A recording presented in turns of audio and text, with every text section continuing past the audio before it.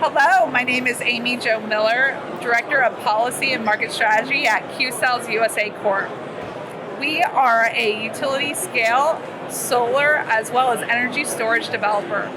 We are here at RE Plus, and right here to the side of me is Dan Simon. He is with Clark Hill.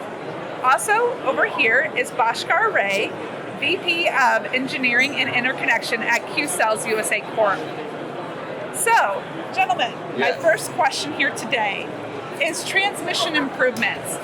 Here at Qcells USA Corp, we have over 7 gigawatts of storage plus solar, and getting that onto the grid is very challenging because we don't have a lot of transmission new build coming to the grid. What are your thoughts? Thank you for the opportunity to speak on this important topic. As you know, I've been doing this for over 3 decades, and I see this as the most pressing item these days, that lack of transmission development has become an impediment for renewable interconnection to the grid. I think folks like us are ready to build the projects. However, because of the grid congestion and lack of capacity and our inability to get new transmission built on time, is causing us reaching the RPS goals that each region has focused on. So I think this is certainly a topic that is being talked about nationally, at FERC level, at DOE level. There are several initiatives that's been issued in terms of understanding how to overcome the transmission barriers, how to get successfully transmission sited, permitted, engineered, and constructed so that the renewables, which are often located far from the load centers, can make it. That is perhaps one of the biggest challenges, because most of our North America electric transmission grid was built in the 50s, 60s, and some in the 70s, when utilities had vertically integrated structure where they generated, transmitted, and distributed power. So they built transmission to serve their base load units or intermediate loads.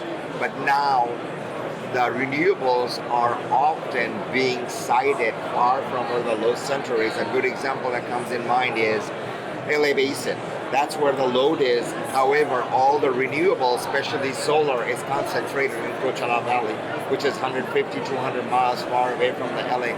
There's not enough transmission to bring that generation into the LA Basin area.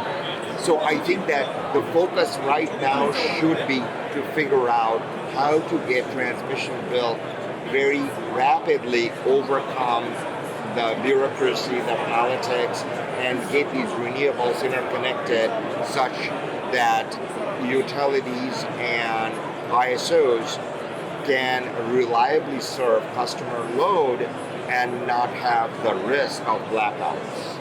Thank you, Bhaskar, for that. So Dan, tell me about your experience and what you're seeing with renewables and trying to get the renewables to access the grid, as well as the difficulty of trying to get transmission built so that those renewables can have that access. So I work as an energy regulatory attorney, been doing it for over 20 years, and the big thing has been in recent years, interconnection has become by far the biggest issue I've had to deal with our clients.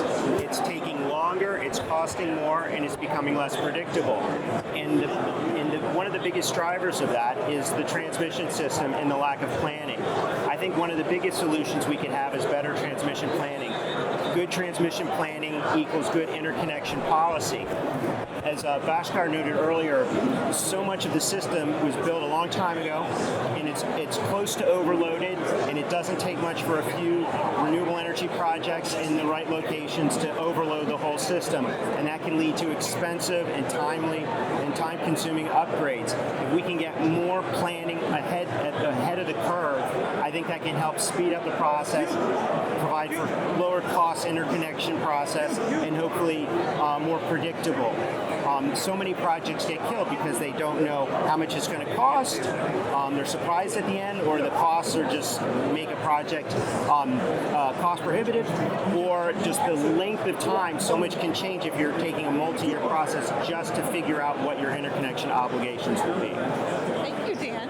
Qcells is very optimistic with the fact that FERC took on the interconnection NOPR. Very much we believe that there needs to be interconnection process queue reform happening at a national level that then looks into the RTOs as well as utilities and what are best practices to speed up the interconnection process. It's very timely today. So Dan, one of the items in the interconnection NOPR has to do with commercial readiness. In the interconnection NOPR, it focuses on things such as having a term sheet for 5 years of the sale of the facility and so forth, evidence of being part of the resource plan or provisional LGIA. Here at Qcells, we think more needs to be part of that commercial readiness. We think it's essential to have financial deposit in lieu of commercial readiness. So Dan, what are your thoughts when we bring up commercial readiness and how that impacts interconnection customers such as Qcells USA Corp? Right. Well, on one hand, I can understand why FERC is concerned about the queues getting clogged up with so many projects. It slows the process down and makes things unpredictable, and it's a real heavy workload for the transmission providers having to study this. However, it's just not feasible for a renewable energy project developer to have everything else in place but the interconnection agreement. It's sort of a chicken and the egg. A developer can't know how to bid out its project until it knows what its interconnection costs and obligations will be. So I think the requirement of a security and a deposit in lieu of other readiness requirements is critical because the vast majority of projects will not have a PPA. It's just not possible to have a PPA or a deal if you don't know yet what your interconnection costs will be. Thank you, Dan. I almost echo Dan's sentiments because while I am supportive and to some extent reasonable in the utilities' efforts to make sure that they are able to segregate between the so-called phantom projects or the virtual projects that are clogging up the queue, and the skin in the game should be such that only viable projects can move forward and hence get expedited interconnection. However, reality is different for solar and storage developers. It is virtually impossible to make commitments and determine what your PPA pricing should be if you don't know what your interconnection cost obligations are and also the delivery date commitment. You can make a delivery date commitment to the PPA if you know that the transmission network upgrades are going to take 5, 6, 7 years to build. So I think there has to be an ability to impose financial burden on developers, which is what we call in lieu deposits, where if developer cannot make such commitments at such an early juncture, because the process flow for the projects on the development side is such that we cannot make commitments in selecting inverters and purchases and making those engineering fundings at that level when you don't even have a system impact study results and you have no idea what you're committing to. So I think that is where the struggle comes in. Developers should have the optionality of putting in a rather large lump sum amount and not be forced to sign a provisional LGIA, which is a legal contract, but you don't know what you're signing up for because you don't have a study result. And a binding study result. Binding study result. Yes, that is key. Right.